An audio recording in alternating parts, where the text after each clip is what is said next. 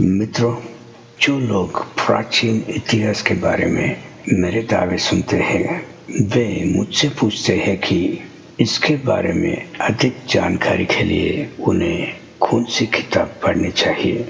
लेकिन सच तो ये है कि मैं पढ़ने वाला व्यक्ति नहीं हूँ।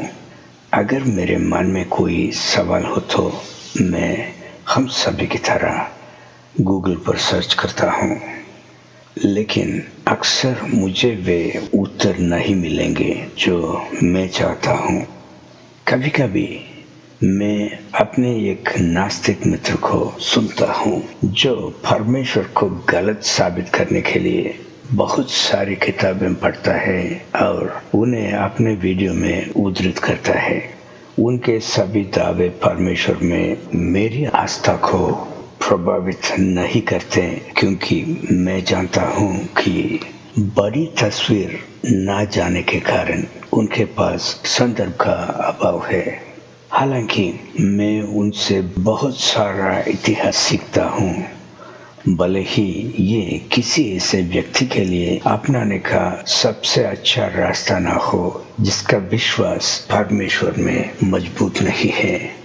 कोई भी मुट्ठी भर ऐतिहासिक पुस्तकें पढ़ सकता है, हालांकि जब वे बिंदुओं को जोड़ने और कुछ निष्कर्षों पर पहुंचने की कोशिश करते हैं तो वे बड़ी गलतियां भी कर सकते हैं, क्योंकि उन्हें घटनाओं की समय सीमा नहीं पता होती है।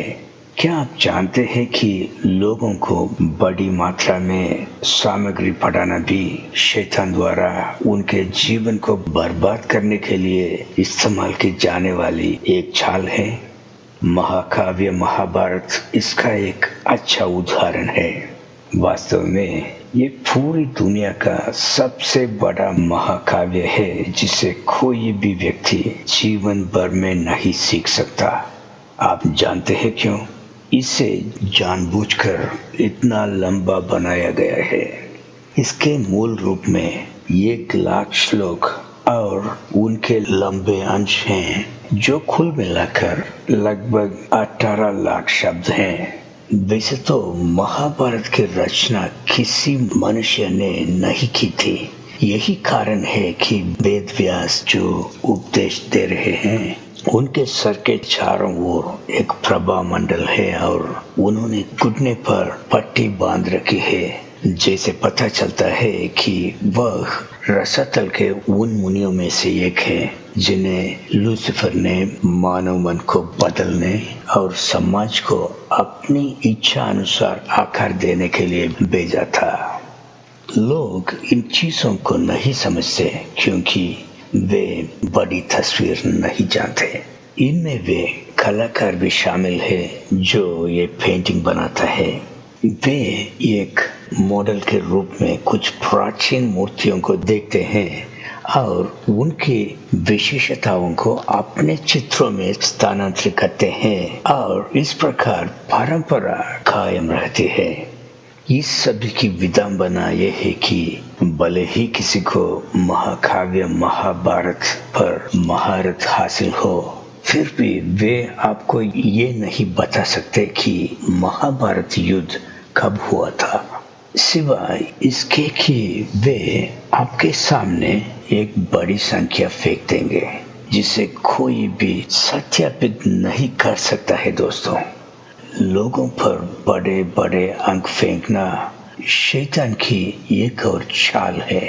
अरबों वर्षों के बिग बैंग और विकास सिद्धांतों और डायनासोर की कहानियों में से अगर मैं कुछ लाखों वर्षों को हटा दूं तो इससे किसी को कोई नुकसान नहीं होगा, क्योंकि वे केवल सिद्धांत है, सच्चाई नहीं।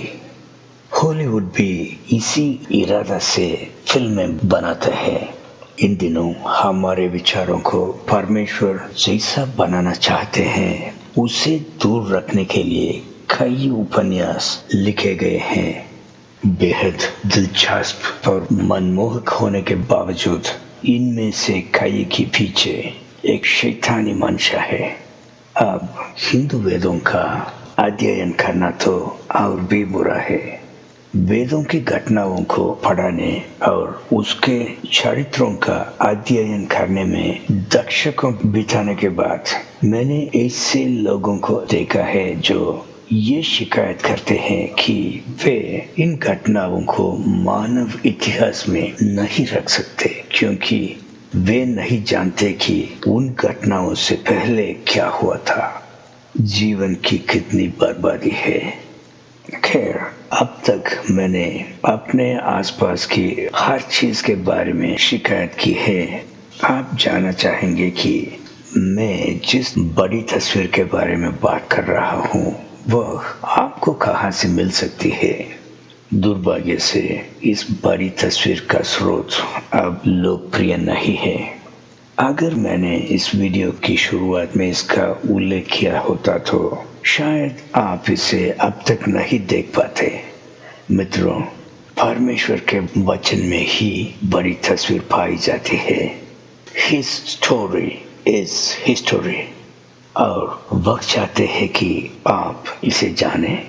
इसलिए उन्होंने बाइबल में आदम से लेकर यीशु तक के लोगों की उनकी उम्र सहित इतनी विस्तृत वंशावली दी है जिसे हम इतिहास, भूगोल और उनके बीच जो कुछ भी हुआ उसका अध्ययन कर सकते हैं।